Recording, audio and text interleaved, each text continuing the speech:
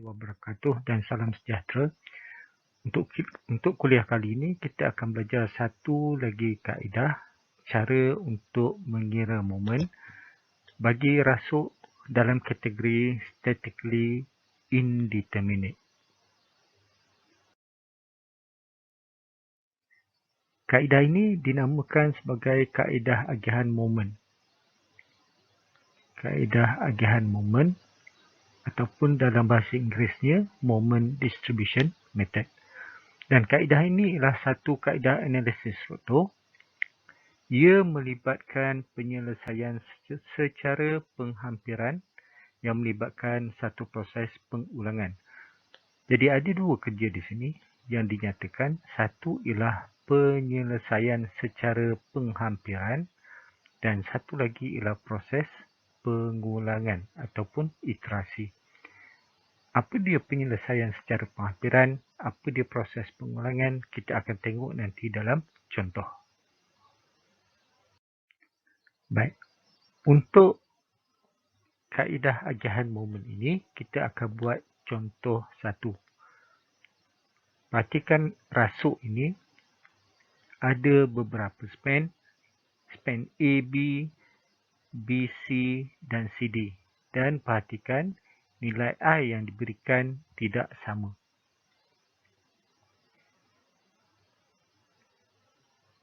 Kemudian panjang rentang diberi seperti yang ditunjukkan dalam gambar rajah dan external force juga ditunjukkan dalam gambar rajah. Pada rasuk ini ada beberapa penyokong. Pada A, penyokongnya jenis fixed end. Pada B, penyokongnya jenis pin. Penyokong pada C ialah pin. Dan penyokong pada D juga adalah pin. Jadi soalannya, dengan menggunakan kaedah agihan momen, kirakan momen lentur di keratan-keratan kritikal. Maksud keratan kritikal di sini ialah pada setiap penyokong A, B, C dan juga D. Dan seterusnya kirakan juga daya receh. Setelah kita kira daya receh, kita akan lakarkan gambar rajah daya receh dan gambar rajah momen lentur. Jadi perhatikan, rasuk ini adalah rasuk dalam kategori statically indeterminate beam. Kita tak boleh selesaikannya dengan menggunakan persamaan asas statik. Oleh sebab itu, kita akan gunakan satu kaedah yang dipanggil sebagai kaedah agihan momen. Sebelum ini, kita telah belajar penyelesaian dengan menggunakan kaedah slope deflection ataupun cerun pesongan. Baik, untuk kaedah agihan momen, bagi menyelesaikan contoh satu itu tadi, ada 5 langkah kerja yang kita perlu laksanakan. Langkah kerja yang pertama ialah kita kena kirakan faktor kekukuhan ataupun stiffness factor. Dan ianya akan menggunakan simbol K besar. Dan satu lagi, kita akan mengirakan faktor agihan momen ataupun simbolnya ialah beta. Ini adalah langkah kerja yang pertama. Ya, kita akan kirakan stiffness factor ataupun faktor kekukuhan. Dan satu lagi kita akan kirakan faktor agihan momen ataupun moment distribution factor di setiap sendi. Sendi ini maksudnya support ataupun penyokong. Step yang kedua ialah kita akan kira momen hujung terikat bagi setiap anggota. Momen hujung terikat ni ialah fixed end moment. Seterusnya, langkah kerja yang ketiga, setelah agihan momen dilakukan, separuh daripada momen lentur sesuatu anggota hendaklah dibawa ke hujung anggota yang satu lagi. Kemudian langkah kerja yang keempat, ulang proses 2 dan 3 sehingga nilai momen yang diagihkan cukup kecil dan tidak mempengaruhi sendi-sendi di sepanjang rasuk berkenaan. Dan yang akhir sekali, jumlahkan nilai momen lentur bagi setiap hujung anggota. Baik.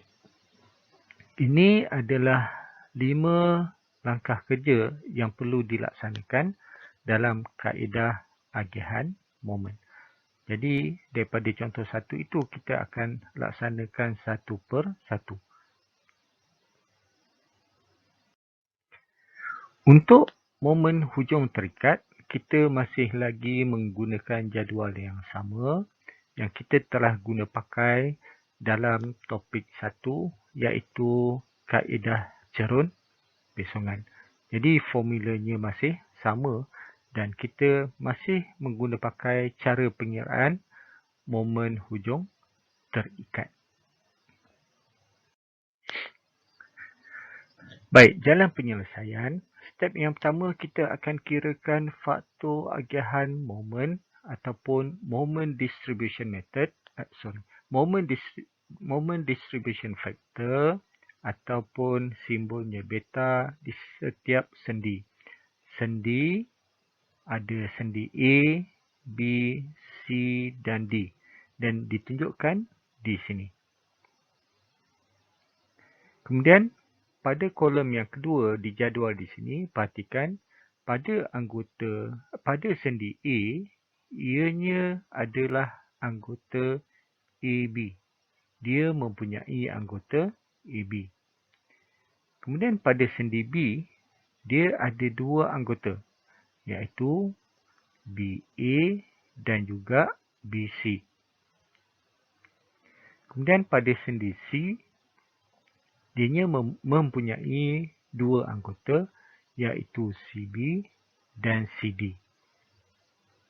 Dan akhir sekali pada titik D ataupun pada penyokong D, anggotanya yang berada di situ ialah anggota DC.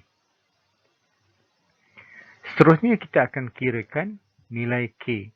K ini ialah faktor kekukuhan, stiffness factor. Dan kalau tengok dalam jadual ni, diletakkan simbolnya KIJ. Apa maksud KIJ? Maksudnya untuk anggota AB, kita akan tuliskan sebagai KAB. So, ABIJ di sini bermaksud anggota. Kemudian KBA. Kemudian KBC. Dan seterusnya. Baik, apakah formula K? Formula K ialah I bahagikan dengan L. Apa dia I? I ialah moment of inertia dan apa dia L? L ialah panjang anggota ataupun panjang span itu. Perhatikan KAB. KAB di sini berapakah I-nya? I-nya ialah 1I dan berapakah L? L-nya ialah 5. Untuk anggota BA, K-nya ialah I bahagikan dengan 5. Untuk BC, BC-nya adalah anggota yang ini. Berapakah nilai K-nya? K-nya ialah 2I bahagikan dengan 6. Jadi kita masukkan ke semua nilai K pada kolom yang ini.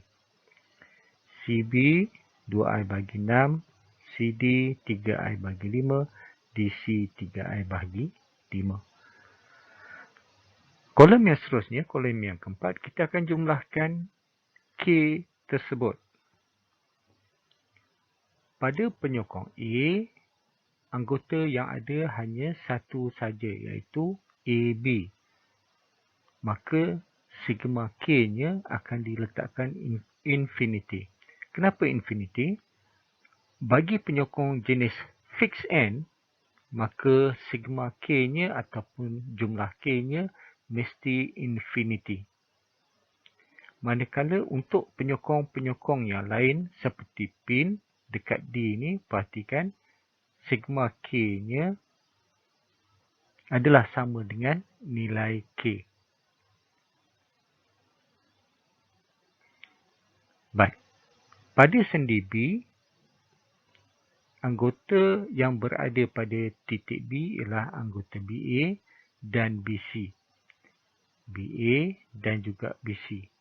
Maka sigma K adalah sama dengan I per 5 tambah 2I per 6.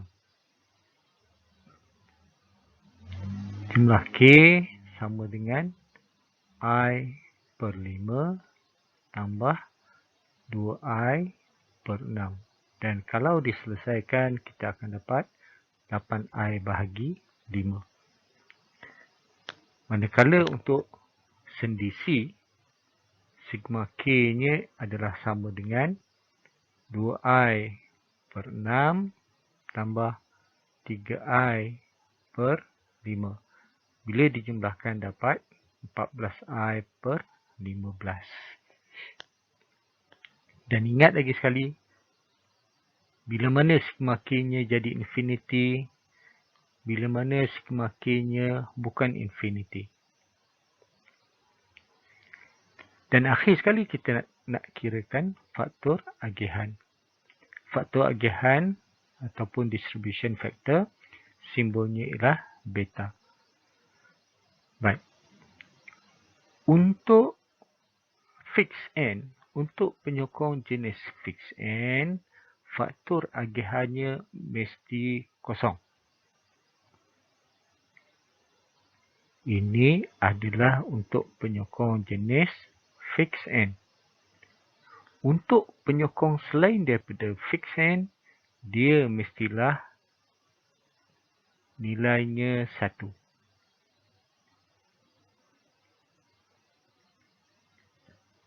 Selain daripada fixed N, nilai betanya mesti 1. Baik.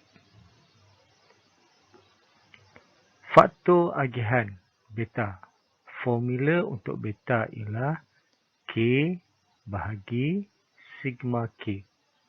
K bahagi sigma K. Untuk mencari nilai beta BA, formulanya ialah K I per 5 bahagikan dengan beta BA sama dengan I per 5 dibahagikan dengan 8I per 15. Dan kita akan dapat 0.38. Untuk beta BC, kita akan kira dengan menggunakan formula K bahagi sigma K, iaitu 2I bahagi 6 bahagikan dengan 8I bahagi 15. Kita akan dapat 0.62. Dan perhatikan kedua-dua ini adalah untuk sendi B. Sendi B adalah sendi jenis pin. Oleh sebab itu, beta bagi sendi B ini mesti 1. Maksudnya, kalau dijumlahkan kedua-dua beta ini, nilainya adalah 1. Dan untuk penyokong C, penyokongnya adalah jenis pin, maka nilai betanya mesti sama dengan 1.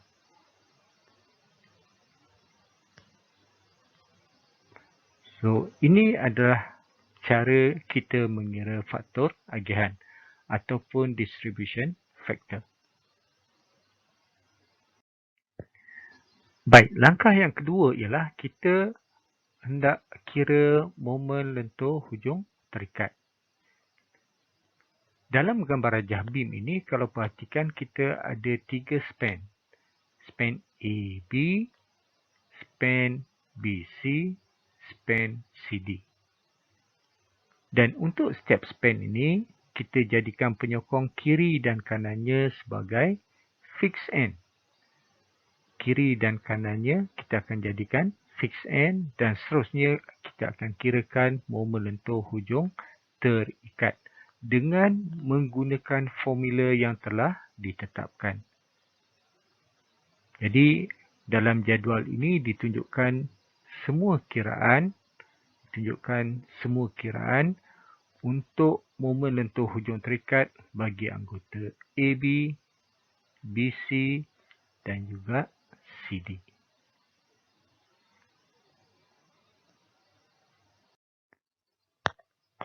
Dalam gambar rajah di sini ditunjukkan nilai momen lentur hujung terikat yang telah dikira tadi. Ini momen-momen yang ditunjukkan di sini ialah momen lentur hujung terikat. Jadi kita telah habis kiraan untuk step yang kedua. Seterusnya kita akan buat kiraan bagi step yang ketiga. Untuk step yang ketiga ini, anggapkan pada semua sendi, pada keempat-empat sendi ini, kita kuncikan dia. Katalah kita kuncikan kesemuanya. Untuk mudah faham, katalah saya lukiskan gambar kuncinya. Okey. Ini adalah gambar kuncinya pada setiap sendi. Dan saya kuncikan ke semua sendi-sendi berkenaan. Seterusnya, kita akan buka kunci sendi secara bergilir-gilir. Maksudnya, dalam keadaan yang pertama, semua kunci ini ditutup. Semua sendi ini kita kuncikannya. Kemudian, kita akan buka satu persatu bermula daripada sendi A. Bila kita buka kunci A, maka momen hujung terikat ini akan diagihkan ke sebelah kanan. Setelah momen lentur hujung terikat ini diagihkan ke kanan, kunci ini akan ditutup semula. Kemudian kita akan pergi ke penyokong B ataupun sendi B. Kita akan buka kunci pada sendi B.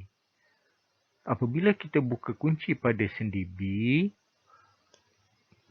momen lentur hujung terikat ini akan diagihkan. Ianya akan diagihkan ke kiri dan ianya akan diagihkan ke kanan.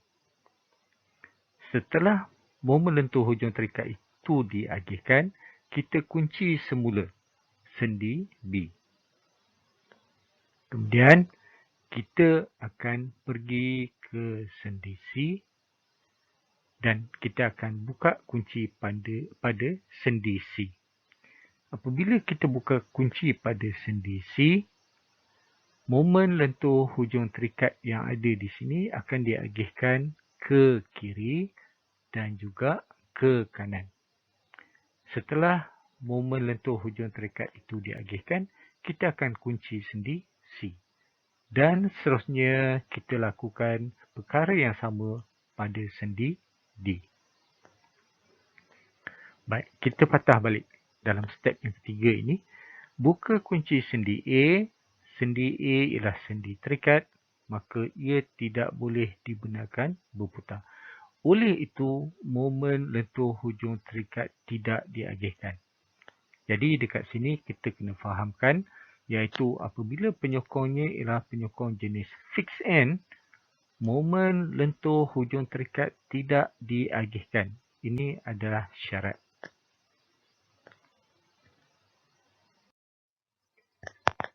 Baik, seterusnya kita akan buka kunci sendi B.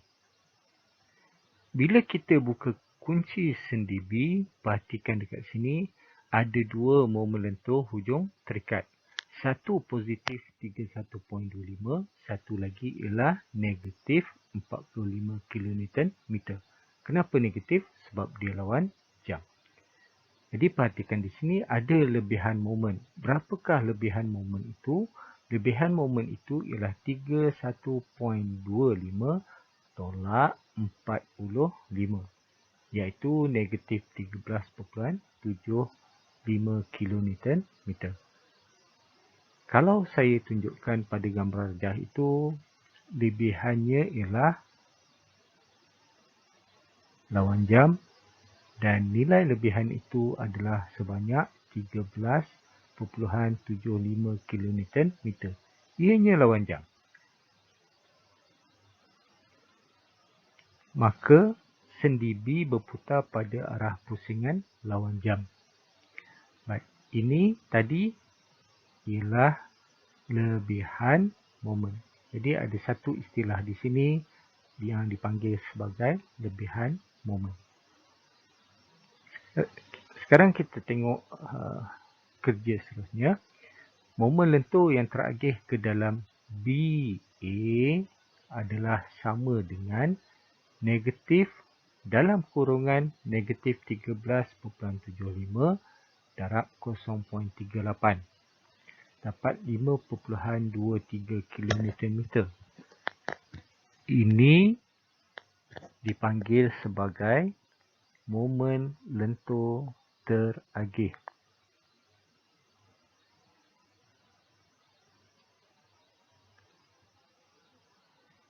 Ataupun agihan momen lentur. Dan formulanya ialah negatif beta darab mu. MPA yang baharu adalah sama dengan negatif beta darab mu. Apa dia beta? Beta kita dah kira dalam step yang pertama. Dia adalah faktor agihan. Dan apa dia mu?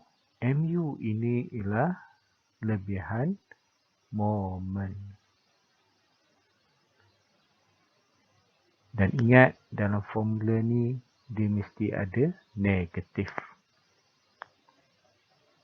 Jadi tengok kiraan untuk BA. BA sama dengan negatif. MU-nya ialah negatif 13.75. Kenapa negatif? Sebab dia lawan jam. Dan didarabkan dengan nilai beta untuk BA. Dan dapat 5.23 kN/meter. Kita dah kira BA. Sekarang kita nak kira untuk BC.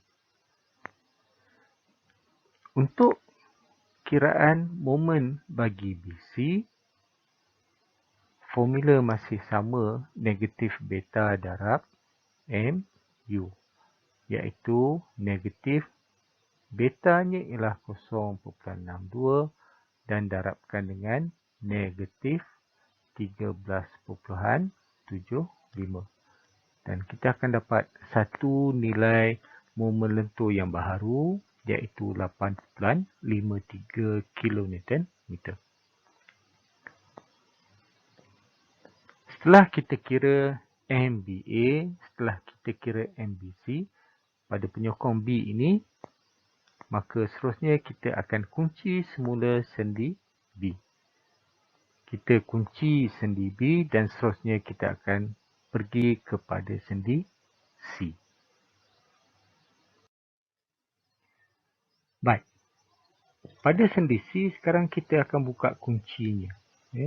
Bila kita buka kuncinya, maka lebihan momen, kalau kita perhatikan di sini, momen CB ialah positif 45, momen CD 32.8, maka lebihan momennya ialah positif 12.2 kN/meter. Kalau ditunjukkan gambar rajah, lebihan momennya ialah 12.2 kN/meter. Baik. Jadi sekarang kita akan cari nilai baharu untuk MCB dan juga MCD dengan menggunakan formula tadi, iaitu negatif beta didarabkan dengan mu. Baik, kita tengok momen lentur yang teragih ke dalam CB. Kita akan gunakan formula negatif, betanya 0.36 dan mu-nya ialah 12.2. Dapat negatif 4.40 kN/meter. Dan seterusnya, untuk momen lentur yang teragih ke dalam CD masih menggunakan pakai formula yang sama, negatif beta darab mu, negatif betanya 0.64 dan mu-nya 12.2 dan kita akan dapat negatif 7.80 kN meter. Setelah kita dapat nilai baharu untuk CB, untuk momen lentur pada CB dan CD, seterusnya kita akan kunci semula sendi C. Akhir sekali kita akan tengok sendi D. Akhir sekali kita akan tengok sendi D. Baik. Kita buka dulu kunci sendi D. Dan sendi D ini adalah sendi tupang mudah. Dan faktor agihannya beta ialah 1.0. Maka momen lentur yang teragih ke dalam DC ialah masih lagi menggunakan formula negatif beta darabkan dengan mu. Perhatikan nilai betanya 1 dan mu-nya ialah 23.45. Lagi sekali diingatkan, jangan lupa simbol negatif. So, dapat jawapan negatif 23.45 kN meter. Setelah selesai kita menggirakan momen lentur DC, kita kunci semula sendi D. Jadi sampai di sini kita telah habis satu pusingan pengiraan di mana kita buka satu persatu kunci pada setiap sendi. Setelah kita kira nilai momen lentur agihan tadi, seterusnya apa yang kita buat untuk step yang keempat, kita akan bawa separuh daripada momen lentur tadi ke hujung anggota yang lain. Kita akan bawa momen lentur sesuatu anggota tadi itu dibawa ke hujung anggota yang satu lagi. Berapa banyak yang dipindahkan? Yang dipindahkan adalah separuh. Contoh, setengah momen lentur di sendi B dibawa ke sendi A, setengah darab 5.23 dapat 2.6 kN meter, dan untuk sendi B yang dibawa ke sendi C kita bawa separuh darab 8.53 sama dengan 4.27 kN meter. Dan langkah yang kelima, langkah yang terakhir, di sini ditunjukkan dia kata ulang proses 3 dan 4 tadi sehingga nilai momen yang diagihkan cukup kecil dan tidak mempengaruhi sendi-sendi di sepanjang rasuk berkenaan.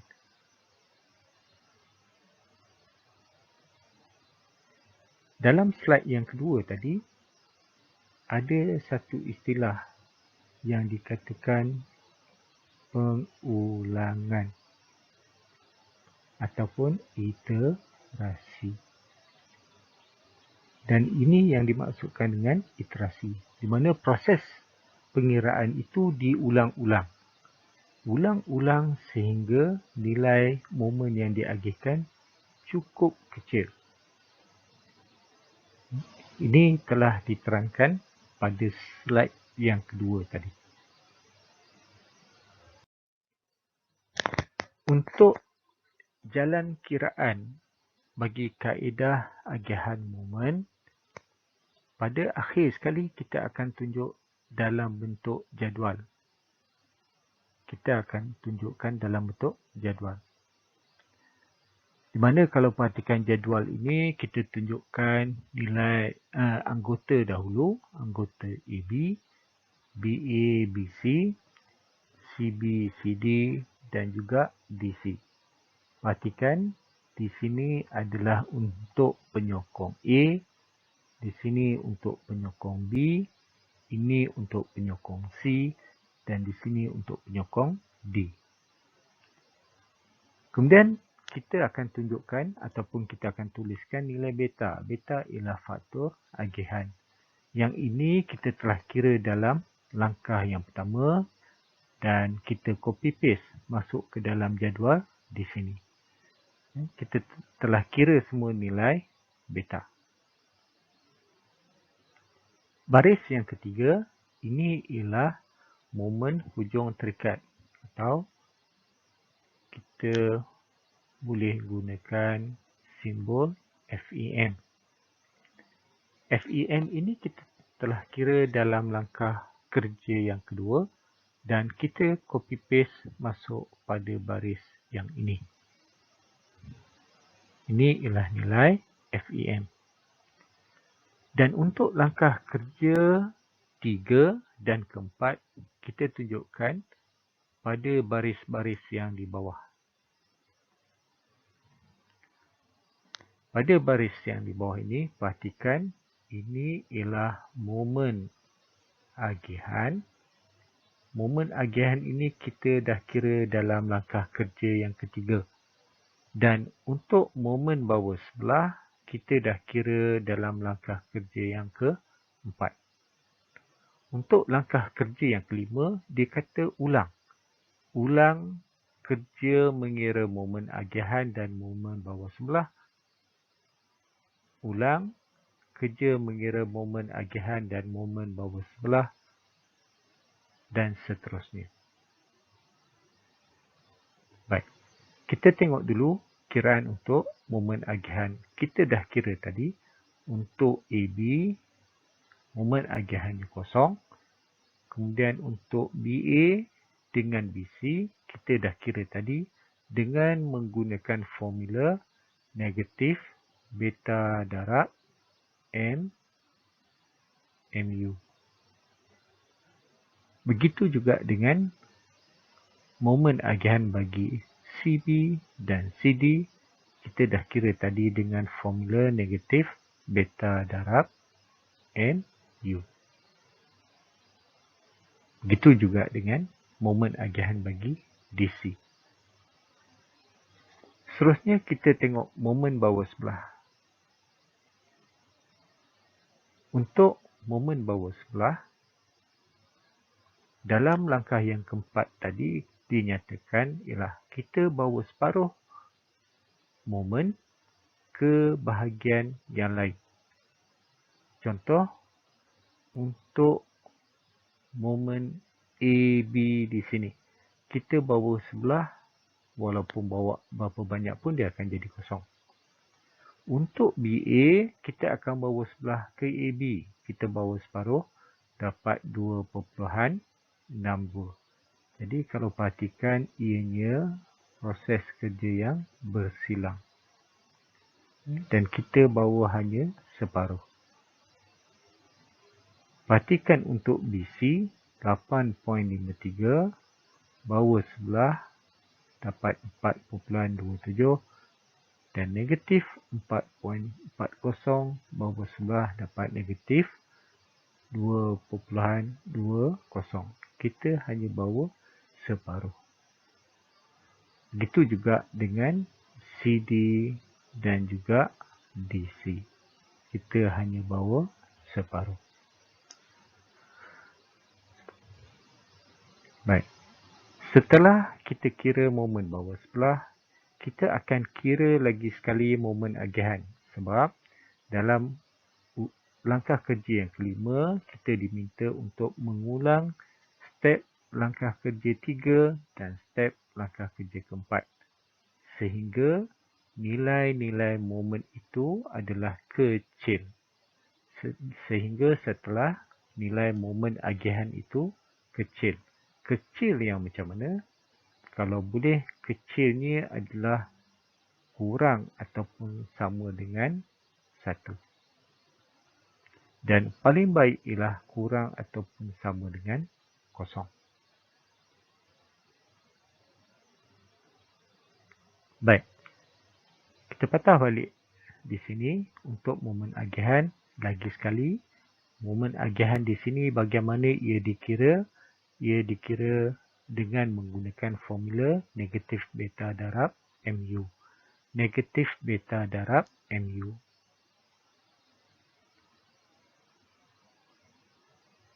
Bagaimana dapat 0.84? 0.84 ini kita dapat daripada negatif beta. Berapakah betanya? 0.38 darabkan dengan MU. Berapakah MU-nya? MU-nya ialah positif 0.84 tambah positif 1.36. 0.84 1.36. Ini ialah momen lebihan. Baik. Macam mana dapat 4.77? 4.77 menggunakan formula negatif beta. Betanya ialah 0.64 darabkan dengan MU. MU-nya ialah positif 2.69 tambah 4.77. Baik, itu cara kiraan untuk momen agihan, dan kita akan ulang lagi kerja-kerja momen agihan dalam bawah sebelah sehingga kiraan yang terakhir sekali iaitu momen agihan nilainya adalah hampir kepada kosong. Perhatikan AB momen agihannya kosong, BA 0.18, BC 0.13, CB 0.57, CD 1.04 dan DC 0.8. Secara ringkasnya kita perhatikan kesemua nilai ini hampir kepada kosong dan kita boleh berhenti dan seterusnya kita boleh kira nilai momen lentur. Baik, untuk kiraan nilai momen lentur, kita akan buat kiraan daripada FEM. Kita akan jumlahkan kesemua momen daripada FEM ke momen agihan yang terakhir. Kita tak boleh nak campur ataupun tambah dengan beta sebab beta ini bukanlah momen. Dia adalah satu faktor sahaja, iaitu faktor agihan. So bila dijumlahkan di situ, kita akan dapat nilai momen lentur yang terakhir. Baik. Satu perkara yang sangat penting yang perlu kita perhatikan di sini ialah kalau kita perhatikan penyokong pada beam ini, penyokong pada rasuk, pada A penyokongnya ialah jenis fixed end, pada B ialah pin, C ialah pin dan D ialah pin. Jadi untuk reaction force ataupun daya tindak balas pada penyokong A, dia akan ada 3 daya tindak balas. Daya tindak balasnya ialah satu pugak, satu ufuk dan satu momen. Perhatikan ada momen A di sini. Pada B, daya tindak balasnya adalah daya pugak, daya ufuk. Pada C, daya pugak, daya ufuk. Pada D, daya pugak, daya ufuk. Perhatikan pada B, C dan D tidak ada sebarang momen. Jadi kalau kita perhatikan jumlah momen lentur di sini, perhatikan kalau kita jumlahkannya, momen pada B ini adalah sama dengan kosong. Begitu juga pada sendi C. Kalau kita jumlahkan di sini, momen pada C ini akan menjadi kosong. Dan momen pada DC memang dia kosong. Sebabnya penyokongnya adalah jenis pin dan tidak ada sebarang momen. Sekiranya dalam kiraan ini kita tak dapat kosong, sekiranya di sini tak dapat kosong, maka kiraan kita adalah salah. Seterusnya untuk mengirakan reaction force pada setiap penyokong, kita perlu pecahkan setiap span satu persatu dan kita akan kirakan reaction force-nya masing-masing dengan menggunakan persamaan asas statik, iaitu kita akan gunakan formula sigma fx equal to 0, sigma fy equal to 0 dan sigma n equal to 0. Perhatikan dekat sini, momen lentur yang ditunjukkan di sini adalah momen lentur yang terakhir yang kita kira dalam jadual sebelum ini. Ya, ini adalah nilai momen lentur yang terakhir. Dan bila dah menggunakan persamaan asas statik, kita akan dapat nilai RA dan juga RB1. Seterusnya untuk perkiraan RB2 dan juga RC1, masih sama kita menggunakan persamaan asas statik, iaitu sigma fx equal to 0, sigma fy equal to 0 dan sigma m equal to 0. Dan ditunjukkan jawapan untuk RB2 dan jawapan untuk RC1.